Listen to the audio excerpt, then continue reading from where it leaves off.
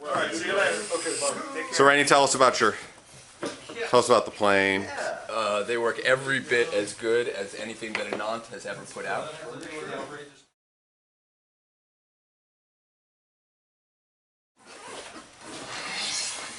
You know, I don't like to sell my stuff. I'd rather just have people try it, and it's like a virus. It is. It's the infill virus. If you catch it, you're going to own or make one eventually. You know, and if you don't, then you won't, and that's as it should be. But I caught the virus myself, and I couldn't afford them, so I learned to make them, and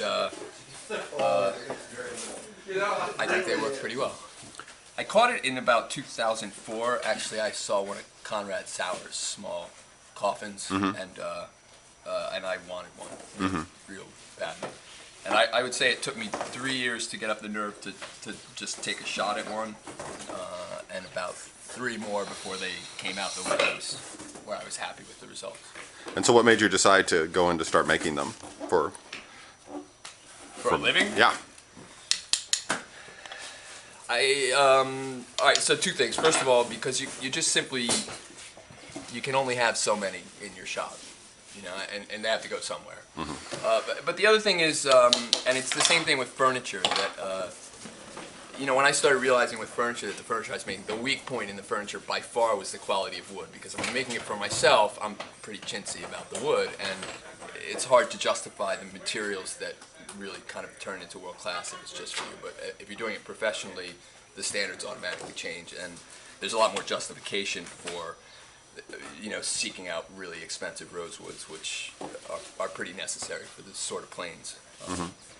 And you know, I was just one of those. As soon as the idea started to look even halfway feasible, I could not try it.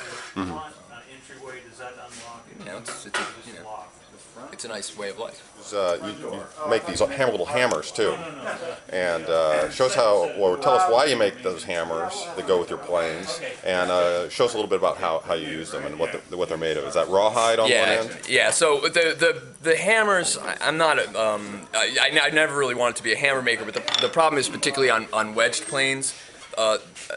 There isn't a plane I know, or a hammer I know of that I can use to hit this wedge that's not going to cause damage other than rawhide. And the only rawhide hammers out there are way too big to have any finesse. Like the Garlands. Right. So yeah. So I mean, I just turn it out of naval brass usually, and then I actually buy heads from Garland and turn them down and thread them.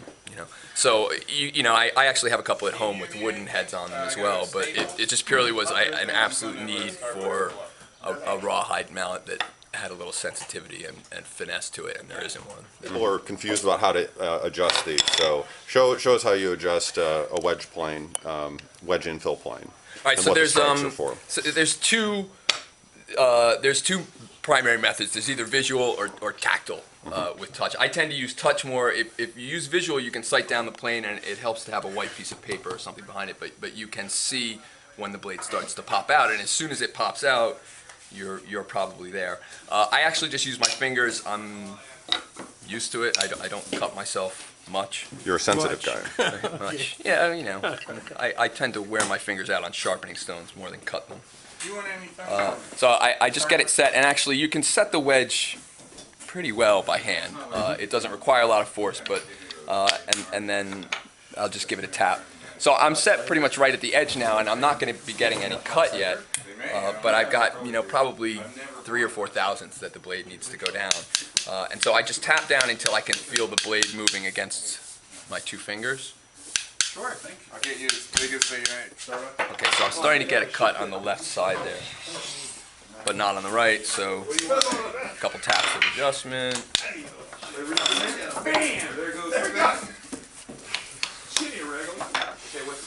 and there we're pretty set up. So there is a little bit of a learning curve to setting planes with a hammer, but it's about 2 days, and I've yet to meet anybody who didn't find it infinitely preferable as soon as they got used to it.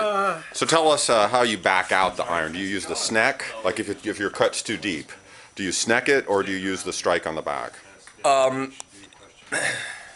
Depends if it's my plane. I'll strike some of my planes with rawhide, but no, 90% of the time, if it has a snag, I use a snag. On the bench planes, I back out and just start over, and it just doesn't happen that much because it's 99% of the time when I'm using a plane, I'm adjusting it with a hammer. So you just get very used to it. I don't have too much of a problem. I can usually get the blade just sort of set. I'm just relaxing it on my fingers here. You know, within about 2 thousandths,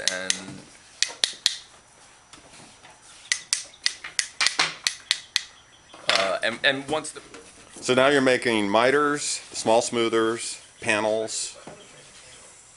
yeah, there's a couple of other smoothers and another miter in the works, and then I actually am probably going to do some smaller planes. I'd really like to do a thumb plane, maybe a chariot. And you know, my sort of philosophy toward them is I like just, you know, very clean, not a whole lot of ornamentation, and very definitely made for the user side of things. I mean, obviously they're not strictly users, and I'm sure that there are people that will buy them that maybe aren't going to use them so much, but I'd like to think people do.